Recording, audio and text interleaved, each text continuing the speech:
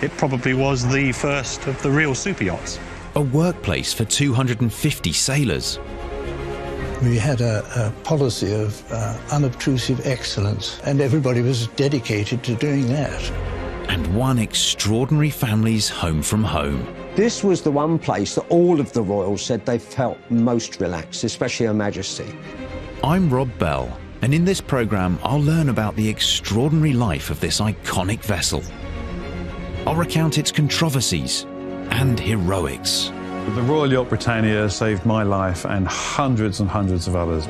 I'll reveal an incredible secret that's been hidden until now.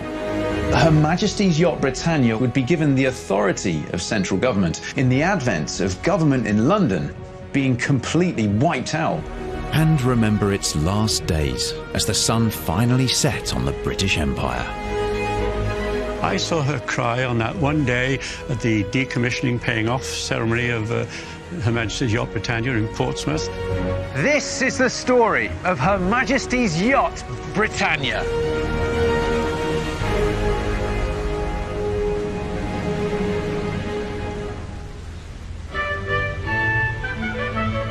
Leith Docks in Edinburgh, final resting place of the world's most famous motor yacht. Preserved for the nation and literally frozen in time. On board, every clock is stuck at 1 minute past 3, the exact moment the Queen stepped off for the last time, when on December the 11th, 1997, the Royal Yacht was decommissioned. For the previous 44 years, Britannia had sailed every ocean, attracting huge crowds in every port.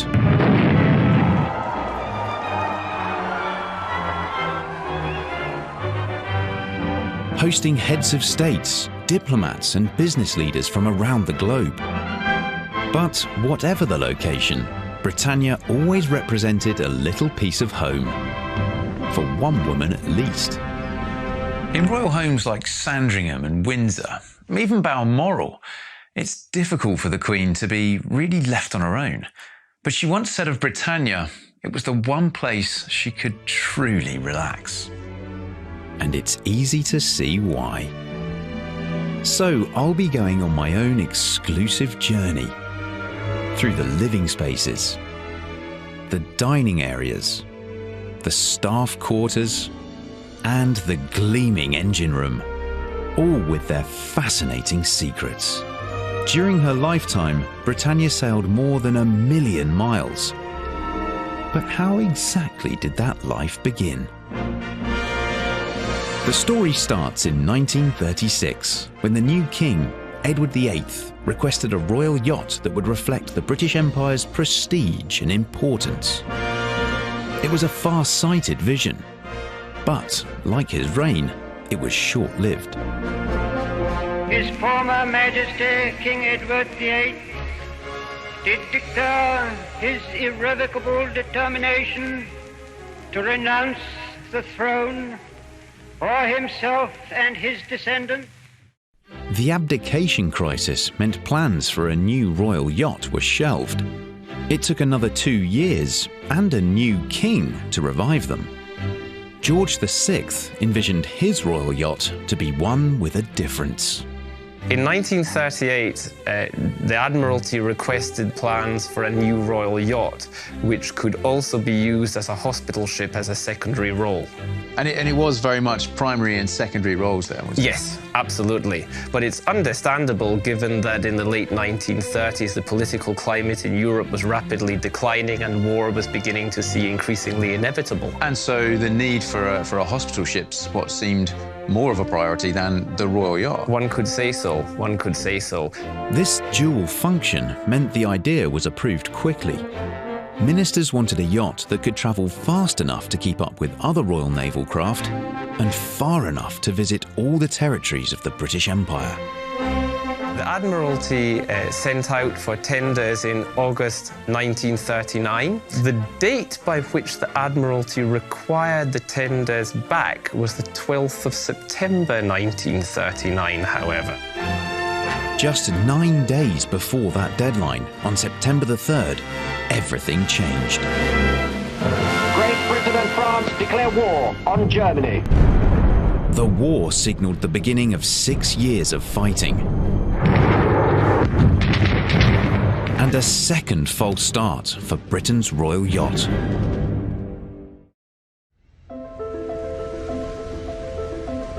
In fact, it wasn't until 1950, 5 years after the war finally ended, that the idea for a new royal yacht resurfaced. And when it happened, there was a real sense of urgency about it. That was because the King, George VI, had been diagnosed with lung cancer, and doctors hoped a convalescence cruise might help improve his condition. So the plans for a royal yacht that could again double as a hospital ship were reenacted. The task fell to Britain's biggest shipbuilding company, John Browns of Glasgow. So how did John Browns go about ensuring a really speedy design and construction of the new royal vessel? Well, shipyards tend to use what are known as reference ships when they've got any project that requires to be built in a hurry. A reference ship is a successful existing design. And it so happened that a few years before the Royal Yacht project came on the scene, John Browns had built two smallish ships called the Arnhem and the Amsterdam. And we can see images of them here. All right. There are some similarities, aren't there? I mean, you've got the one funnel in the middle. The hull form is very similar. The mid-body of the hull was pretty much identical to what was arrived at for the Britannia. So what were these ships used for then? Well, this may astonish you. They were actually overnight North Sea ferries. They were built for British Railways to operate between Harwich and the Hook of Holland. You telling me that the Royal Yacht Britannia is based very strongly on a passenger ferry? Absolutely, yes. Adapting a ferry for royal use did require a number of changes. The external gangways had to be lowered by 2 feet so crewmen couldn't look into the royal apartments. The yacht was given a clipper bow, whose height was increased by 2 feet to prevent water spray on deck. As it would need to accommodate a crew and royal household numbering over 250, the vessel could easily house 200 injured when converted into a hospital ship. And lastly, she needed 3 masts to allow her to fly the ensigns required by a royal vessel: the Royal Standard, the National, and the Admiralty flags. I'm immediately drawn down here to the crew and the number of crew, but when you go to the top, there it is. Royal party, only 4. It's effectively a palace or stately home at sea, isn't it? On the 4th of February 1952, the John Brown shipyard received confirmation to start building this new palace at sea. Sadly, George VI never got to see it. Just 2 days later, the King finally succumbed to his long and serious illness. It would be his daughter, the new Queen Elizabeth, who would help create what would become one of the world's most famous vessels. Coming up, the legend is launched. I name the ship Britannia. I wish success to her and to all who sail in her.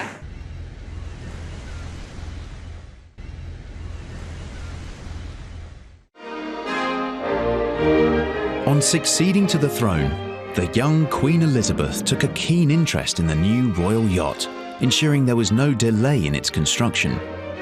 By April 1953, she unveiled what had, until then, been known only as Hull number 691. Accompanied by the Duke, the Queen came to perform the launching of the new royal yacht, whose name until that hour had been kept a close secret. I name the ship Britannia. I wish success to her and to all who sail in her. From the outset, the royals were keen to avoid accusations of extravagance. Amidst post-war rationing, they chose a bottle of cheap Australian wine rather than champagne. The Queen involved herself in every detail of the vessel. She and Prince Philip had a special affinity with the ship from the very beginning. But then, it was unique. Every other reign has seen a particular structure, a building, a castle, a palace, all sorts of things, memorials, if you like. We've never had anything with the Queen apart from the Royal Yacht Britannia, the only structure built during her reign. When it came to fitting out the interiors, the young royal couple made sure everything was to their taste. What is the Queen's style then? Most people think, oh, the Queen goes around in a ermine cloak and a crown all day and nothing like that. She's nothing like that. She's a very simple folk. As she has said herself, she is an ordinary woman who finds herself in extraordinary circumstances. And she wanted sort of country house comfort, and she wanted it to be comfortable, simple, and fairly modest. Along with simplicity, the royals also wanted quality. So they turned to one of Britain's best-known designers, Sir Hugh Casson, to help create what would become their floating home. You look at these drawings now, and these were all done in 1949, 1950, 51, 52. All done, you know, long, just before the yacht prior to was commissioned. And yet you go on the yacht today to visit, this is what you'll see. It's the same thing. They haven't been changed at all. The Queen hates change. If anybody wants to change a piece of furniture in any of the royal residences, even when she had in charge of the royal yacht, nobody was allowed to move a cushion or a pillow or a chair without her say-so. She hates change in that way. And these drawings are very much testament to that. Very much testament to it, yeah. You're absolutely right. Tailoring a yacht to the owner's exact style, however modest, was something new. But it's what billionaire yacht owners of today still demand. Alan Foote, whose company refits super yachts, believes Britannia was a trendsetter. It probably was the first of the real super yachts. The Royal Yacht is something very special. Her DNA really does run through all that the modern super yacht owner and designer are probably trying to achieve. As with any yacht in this class, it was built for the comfort of a few rather than the many. It's little wonder that Britannia is often referred to as a ship of two halves. Behind me, there's the stern, where the state apartments and royal families' living quarters are. Those softly furnished, comfortable rooms we've just seen. And down here are the cruise quarters. Britannia had 220 crewmen, known as yachties, plus 20 officers and a full Royal Marine band. All lived under service conditions. Today, it's an ex-yachtie, Harry Horn, who's showing me around. So this is how the other half lived, is it? This is the petty officers' mess bunk spaces. So it's a little different to upstairs, isn't it, in the royal apartments? We were very, very cramped. So everyone would have a kind of a space like this to store all your personal effects? Yeah, this is actually the deluxe model. What's deluxe about it? This is twice the width for a Royal Marine than a yachtsman. So we would only have half of this. You don't have half that hanging space? I mean, that's just a few inches. Just a few inches for 2 white uniforms, 2 blue uniforms. You're there. You wouldn't need an iron. They'd get pressed in there, wouldn't they? They did. With such cramped living quarters, it was important that there was space to relax. This is our rec space. Our bunks are all off a bit. And this place could come alive on a Sunday. Everybody was first-name terms on board, apart from the officers, who were Sir. That was fine. But chiefs were known by their first name, as were the warrant officers, as were you. Yeah, we had good times, and we used to make sure that we had enough of everything when we went away to sea. Toilet paper was always a pressing issue in the fact that if I run out of toilet paper, it was a court-martial offence with no defence. So I used to make sure that I had enough for a 6-month trip if we were going away for 6 weeks. And any unoccupied cabin down aft that was used by the royal staff, if it wasn't in use, would be full of toilet paper. And so you had your derrière covered? Absolutely, everybody's derrière covered. So when the royals were on board, there were certain protocols for crew? Certainly, yeah. Everybody would wear white gym shoes on the upper deck for 2 reasons. One is that they wouldn't mark the teak decks, and also that the noise of foot traffic over the royal apartments would be kept to a minimum. Yeah? Communication was kept to a very low voice, certainly no shouting, and during procedures such as dress ship, these commands could be taken out by waving flags. So the communications yeoman, when the first rope went onto the jetty, would lower a flag, which he had in his right hand, just lower the flag, and that signal was to tell everybody to pull the flags up, to dress Britannia overall. Wow, so communications on board, even amongst the crew here in really quite close quarters to each other? Would be whispered or very quietly spoken. And hats were never worn on the upper deck aft of the funnel. That was the unwritten rule. And what if you did kind of cross paths with a royal in your working duties? One would just spring to attention and bow as Her Majesty or the Duke passed, and then carry on with your work. Speak when spoken to. Did that ever happen with you? Many times, yeah. The Duke would come up and have a natter or growl at you. Did you ever get growled at? I got growled at in 1985 when I was on an umbrella party in the West Indies, and it wasn't going to rain.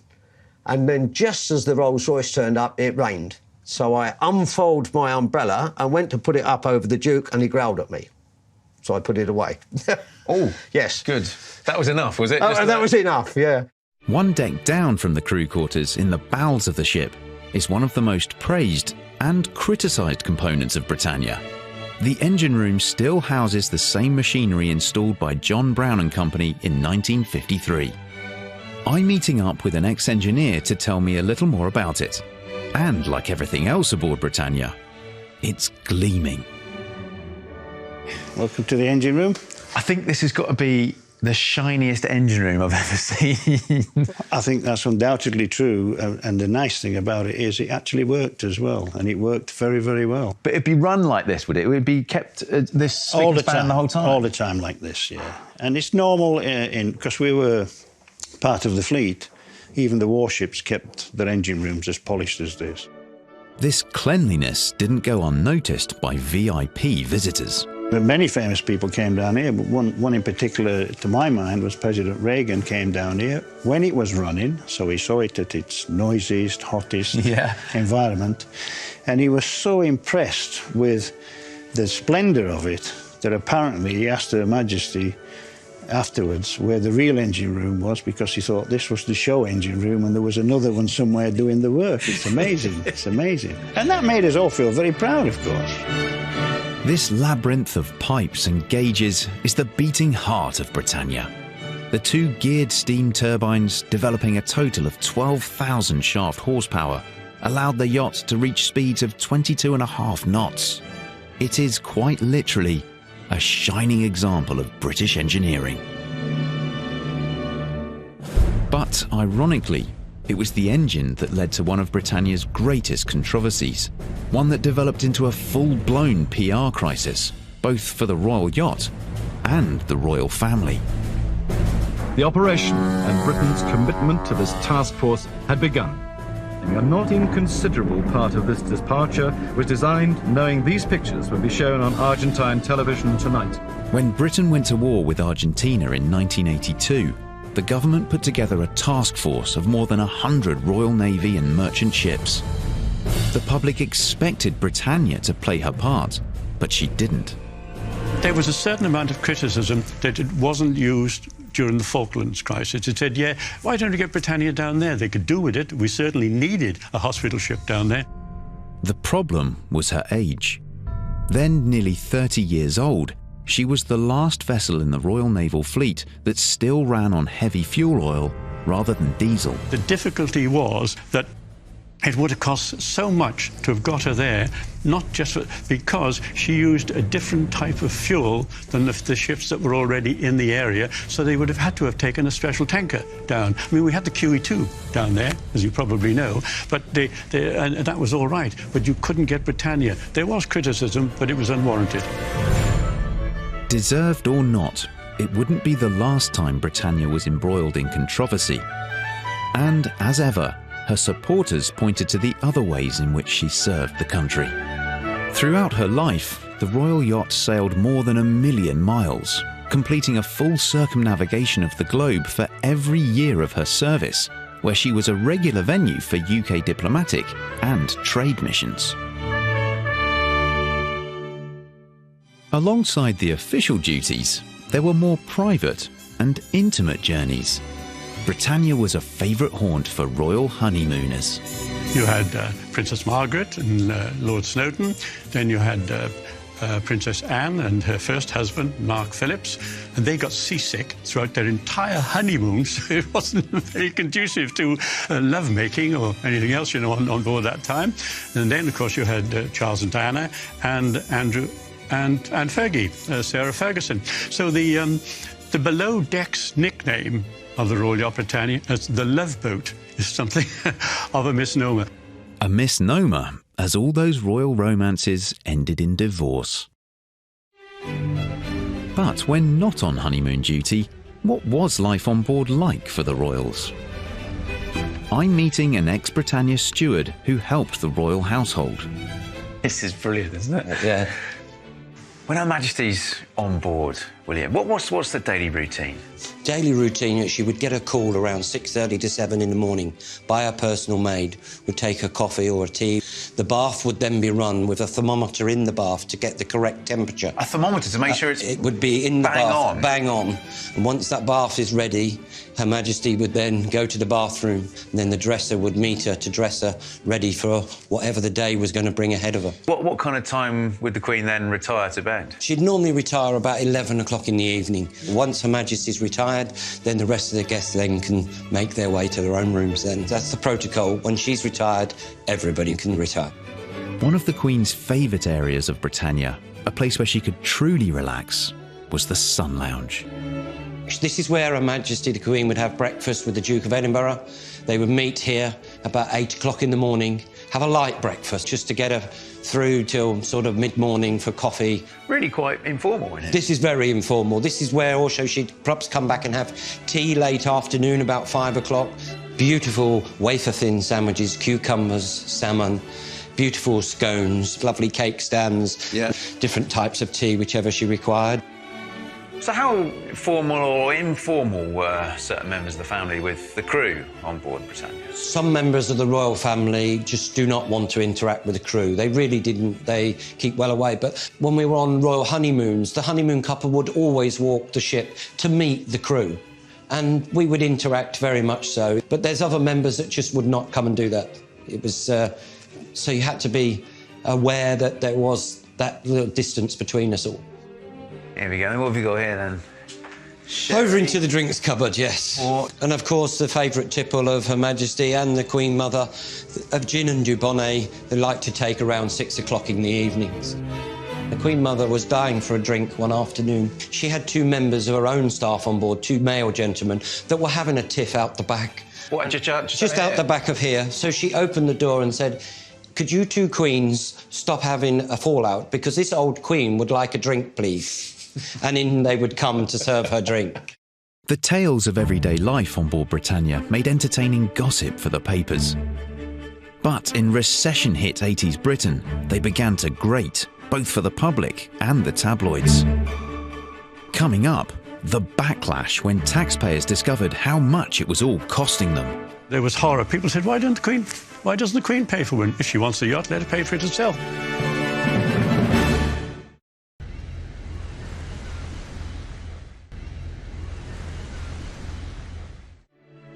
From the beginning, Britannia polarised opinion. Loved by the royals, but loathed by others who viewed it as an expensive extravagance. It certainly gave the Queen and her family a comfortable lifestyle when travelling. Today, I'm being given a unique insight into what life on board was like for them. This is where we'd come back and serve coffee into the drawing sitting room. They would relax in here after functions. Of course, Diana would play on the piano in the corner here that we have. Diana was a fan of... She really did like to play on the piano, yes, when she was on board. But this would be where they relax and have fun as a family. No members of the crew would be around while they're in here. Britannia's royal passengers may not have mingled with crew in the sitting room, but ex-yachty Harry Horn remembers plenty of occasions when they did in other parts of the ship. We would be given fair warning that one of the royal family would be coming for it, or indeed all of them. But you experienced that, Dave? I did many times. I was sat on my funnel siren waiting for Rear Admiral Woodard to appear, and he had Prince Charles in tow. and promptly called me over and we sat there and had a little chat. I've also sat with Princess Anne up forward. There was a lovely story of Diana going forward unannounced into the unwinding room, which she called the smoky little room forward. And she got in there and she wouldn't leave. I wasn't on board at that time, but I do believe the Prince was summoned to ask her to go. Really? Yeah. So, yeah, they all broke protocol at times. This was the one place that all of the royals said they felt most relaxed, especially Her Majesty. It was the one place she knew there was only one camera going to be out at any one time. It was their private residence, and nobody was looking. Back with Royal Steward William French, and we've reached the room where lunches and dinners always occurred, whether for visiting dignitaries or just the family. This is the royal stateroom banqueting where we would take all meals on board. This is also quite a special room because the children wouldn't be allowed into this room until they knew the etiquette of how to sit at the table properly and eat correctly. Her Majesty would sit at the top of the table, always at the head of the table. Up this end? Yes. So, of course, we also had the secret bell, Rob, underneath the table by Her Majesty. Oh, well, that's a bell to the crew to the say, crew. right. Yes, to move it along, let's speed this up. Very shrewd.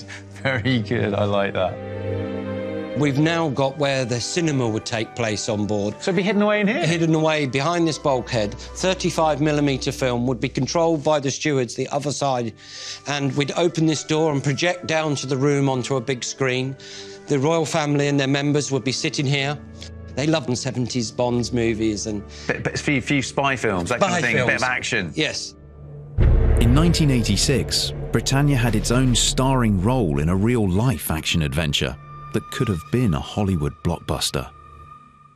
The setting was South Yemen on the Arabian Peninsula. A brutal and unexpected uprising left thousands of foreign nationals, including Britons, stranded in the capital, Aden. Jeremy Flaxman, who's now making an emotional return to Britannia, was in the country on business and trapped inside his hotel. We started to see, is it safe to be in our rooms? We looked out, realised it wasn't because small arms fire was coming, and then the rocket grenade hit my balcony wall and blew the curtains in and blew the room up, basically, that one there. So this is your room, and that's just on your balcony? Yeah.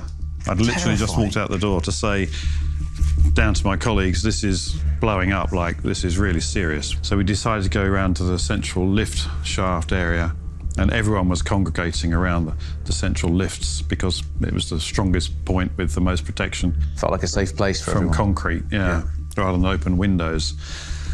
And that became our home for the week. That's where we lived for a week. Stuck in the middle of ferocious fighting, Jeremy and the other guests grew increasingly worried they wouldn't get out alive. But then came hopeful, if unlikely, news. It wasn't until Thursday, I think, that we heard that this rather bizarre story coming from a telephone conversation with the embassy that the Royal Yacht Britannia was going to stop by and pick us up. What? And we're like... What did that feel like, receiving that message? That was nonsense. I mean, it's just nonsense, just a fairy story. Doesn't, Royal Yacht Britannia. Yeah, really. But it was true. As a non-combat rescue vessel, Britannia had been allowed to sail to an evacuation point off the coast near Aden. Rear Admiral Sir John Garnier was her commander at the time. We arrived off Aden the next morning. There was fierce fighting going on in Aden itself, so it was not a good place to be.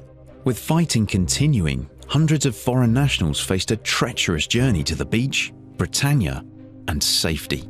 We walked out and I had a broomstick and a white flag, and as we're walking around to the embassy, dawn is rising now, so you're starting to see a bit of daylight, hazy light, and you could... Then the horror is evident everywhere. Lying on the ground, bodies that had been there, some of them a week. Pretty horrific, pretty horrific. So then we got to the embassy, and the embassy had one Land Rover with a big Union Jack on the top. And the guy there was extremely brave. He was running convoys of groups down to the beach. By this time, the beach was being held by rebel fighters who were refusing to release the desperate foreign nationals. It took the ingenuity of Britannia's beachmaster, Lieutenant Robert Eason, to save them. Lieutenant Eason negotiated with Mars bars and biscuits and cigarettes with the people there who weren't actually very keen to release them. But to allow the evacuees to actually leave. Right, but he persuaded them. When the evacuees made it to the beach, there was no time to waste. An English guy in his safari whites, striding ashore, will take you out to the launch and then we'll get you aboard Britannia. Of course, we're delighted, thank you very much. And that was it. We got out to Britannia. It was a lovely sunny day and the fighting had started and the tanks were coming up the beach and it was all breaking down and we had to leave after getting as many people on board as we could. The Royal Yacht Britannia saved my life and hundreds of others. Packed full of evacuees, the Royal Yacht had to adapt very quickly to its new role. We're into the state dining room here. Quite different, I imagine, now to how it was when you first came aboard. Yes, there was none of the formal setting for breakfast or dinner. There were no tables or chairs or furniture. All of this had been shipped out. They put a huge tarpaulin down. There must have been 100, 150 Indians and Chinese who turned it into a Chinese laundry.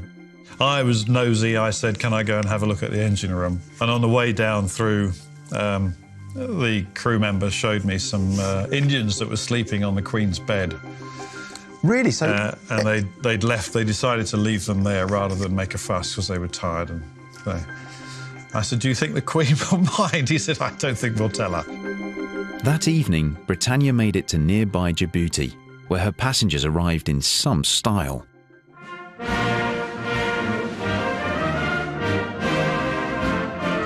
Britannia at night is magical, and she was lit up. She had all her flags and bunting and lights all lit up. And the Royal Yacht steamed into a prior berth with the Royal Marine Band playing Rule Britannia and God Save the Queen on, I mean, makes the flesh tingle. And did it? Absolutely, absolutely. It does now. It's like very emotional. Over the course of 3 days, the Royal Yacht and her crew saved the lives of 1,082 people at Aden. As a result, Britannia's beachmaster, Lieutenant Robert Eason, received the Queen's Commendation for bravery. During her lifetime, Britannia called in at 600 ports in 135 countries. The Queen herself rarely went on the longest journeys, preferring to join at the host country. But the whole crew, including commanders like Rear Admiral Sir John Garnier, were busy throughout. On every passage before Her Majesty arrived on board, the yacht would be scrubbed and tidied up and cleaned up, so it was immaculate. Would there be a certain buzz and excitement among crew members, and including yourself, in anticipation for her arrival? Oh, absolutely, no. That was our purpose. We had a policy of unobtrusive excellence, and everybody was dedicated to doing that. The galley, or kitchen, like everywhere else on Britannia, was expected to produce first-class results every time, including for all the 968 state banquets held on board. Jeff Hughes worked in the kitchens for over 10 years. We're in what was the Royal Galley. So when the Royals were on board, how many people might you be catering for? Anything in between a dozen and 250, 300. That big a difference? That big a difference, yeah. So it was a lot of people to cater for in a small area. Well, right, so how many cooks would there have been in here in the Royal Galley? Well, when you were on royal duty, the royal chefs would be on. There'd be approximately 4, maybe 5 royal chefs. I imagine maybe a state banquet with, what, 56 people sat next door waiting to be served. Yeah. That must have been the most stressful, the most hard work, wasn't it, to cater for? It was stressful to the point of making sure everything was perfect coming out. The head chef would check everything, try it. Every single dish before it goes out? Every single dish before going out, to make sure it was perfect. So what are we looking at here, Jeff? These are some interesting-looking documents. Yeah, but these are just a selection of some of the menus from different parts of the world that were done for Her Majesty the Queen's meal in the Royal Dining Room. These were some of the chefs I worked with during my time on the yacht. And I've worked with quite a few, but this was a group at the time. This other photo here, you've got Her Royal Highness and Prince Philip mucking in a bit here as well. Yeah, this is the ceremonial stirring of the Christmas pudding mix. If we were on royal duty when Her Majesty the Queen was on board and it was time for mixing the Christmas puddings, they would come in the ship's galley and ceremonially stir the Christmas pudding, put the rum and the booze in, and that paddle there was only ever used for stirring the Christmas pudding. It was never used for anything else. And then who's this handsome young chap? Oh, that's me. Over the Queen's shoulder there. That's me looking over Her Majesty's shoulder. Just keeping an eye, making sure the mix is right. It was all going in, yeah. The banquets, the journeys and the staffing of Britannia didn't come cheap though. During questioning by MPs, it was revealed that the running costs were £10 million a year. For many taxpayers who'd lived through a series of recessions, it was hard to stomach. It's a fun-loving gin palace in that way. That's what people thought. People said, why doesn't the Queen pay for one? If she wants a yacht, let her pay for it herself. But Britannia's supporters pointed to the valuable role she played in boosting British exports. On one trip to India alone in 1992, deals worth £3 billion were signed. Every state visit ended with so-called sea days, where foreign captains of industry were invited on board. They really are amazing. Let me tell you about one. Was in Los Angeles. He was the head of the Boeing Aircraft Corporation, and also there was the head of Rolls-Royce in America. Now, they shook hands, and I was told later that getting together, they'd signed a contract for $200 million. And that was on board Britannia? On board. And I spoke to Mr. Boeing, and I said, what persuaded you to come to this little cocktail party? And he said, my wife came in to see me, and she saw this little piece of pasteboard on my desk, and she picked it up, and it said, the captain of the Royal Yacht is commanded by Her Majesty. And she stopped there. She said, we are going to that. I think it's fair to say it more than earned its money about 100 times over during its lifetime. As Britannia reached her 40s, the questions surrounding her role and running costs intensified. What nobody knew then, and what many don't know even now, was that she was also being held in reserve for a top-secret role. Coming up, the declassified documents that reveal all.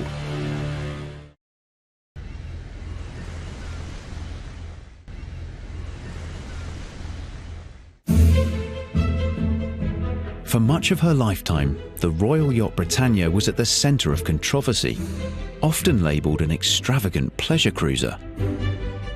But she was always much more than that. We know she'd been designed to function as a hospital ship, and although she never fully converted, she proved her worth in 1986, evacuating British and foreign nationals from Aden under fire. Her most surprising role was a heavily guarded secret that only came to light once she was decommissioned. And just in here is the ship's communication centre.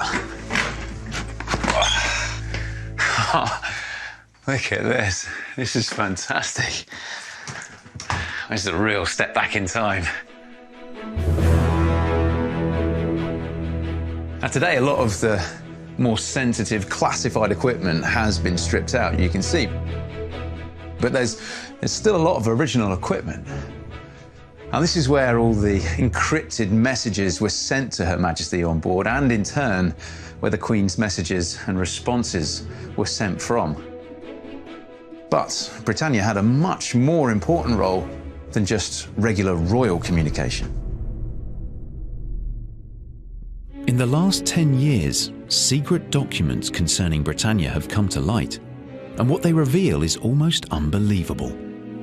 In the 1950s and 60s, at the height of the Cold War, nuclear Armageddon was considered a real possibility. The Ministry of Defense had to come up with an emergency plan in case the unthinkable happened. These documents, which have since been declassified, detail that plan, which would come to be known as Python. It's common knowledge that in the event of nuclear war, Britannia would be a floating bunker for the royal family. But these documents, never made public before now, show that Britannia would have had a much more important function. Python sets out 5 top-secret locations which would become the central government war headquarters should government in London be completely wiped out by a nuclear attack. Crucially, these documents state that Her Majesty's Yacht Britannia was one of those 5 locations. Each of those locations would be given the authority of central government, including control of Polaris, the UK's nuclear defence system. So the royal yacht, often derided as an expensive indulgence, would in fact have been one of the last lines of the UK's defences, playing a crucial role in preserving British identity.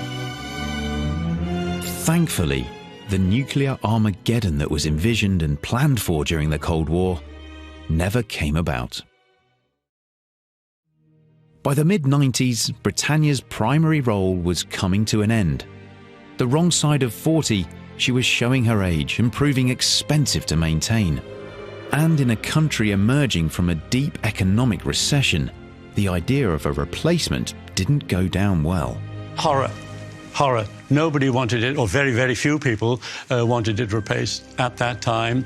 Britannia had sailed over 1 million nautical miles and visited something like 157 different countries, I believe, somewhere around about there.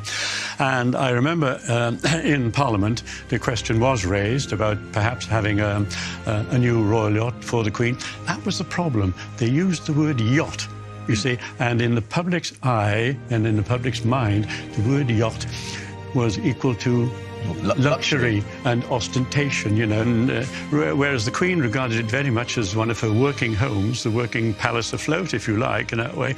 It was bad public relations all around. In what was perhaps one of the hardest decisions of the Queen's reign, Britannia was to be decommissioned. Her last official duty was to attend Britain's handover of Hong Kong in June 1997. One of the last outposts of the Empire. One final glittering hurrah.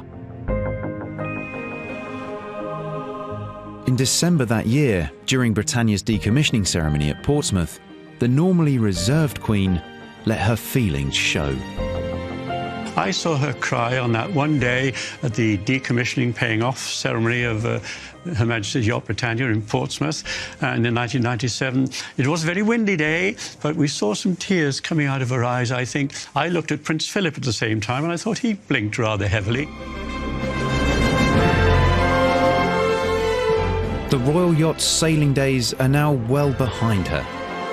She may have courted controversy, but for over 44 years she served the royal family, travelling over 1 million miles to become the most famous ship in the world. To Her Majesty the Queen, Britannia proved to be the perfect royal residence for glittering state visits, official receptions, royal honeymoons, and relaxing family holidays. For Great Britain, she was a majestic symbol of the Commonwealth and a proud ambassador. For the royal family and dedicated crew of yachties, she was home. Now permanently berthed in Edinburgh, she's the most popular visitor attraction in Scotland. But Britannia remains undoubtedly one of the most famous vessels in our maritime past. She's a wonderful survivor and a grand testament to British engineering. But she's more than that. She's a living record of early 20th century British and royal social history, and quite literally the benchmark in super yachts.